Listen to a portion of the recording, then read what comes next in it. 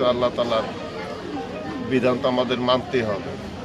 একটা দুর্ঘটনার কবলে পড়ে হয়তো সে নিহত হয়েছে। আর ওর যে চাওয়া ছিল সেটা ছিল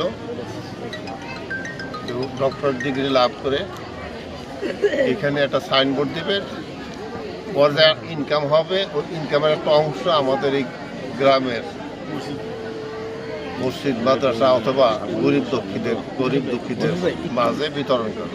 এই ছিল তার একটা উদ্দেশ্য, এবং সেটা উদ্দেশ্য অনেকেই বাস্তবায়ন। আমরা ঈদ উপলক্ষে বা আসি, এটা অনেকটা গ্রামের লোকও জানে যে আমরা পাশে থাকার চেষ্টা করি সাধারণ মানুষের। এটি ছিল আর চাওয়া পাওয়া, কিন্তু সেটা হয় নাই। হওয়ার ভেতরে সে যে ডিগ্রির জন্য গিয়েছে সেই ডিগ্রি ওই ইউনিভার্সিটি কর্তৃপক্ষ তার মরণোত্তর সেই ডক্টরেট ডিগ্রি প্রদান করছে, সার্টিফিকেট পাঠিয়ে দিয়েছে।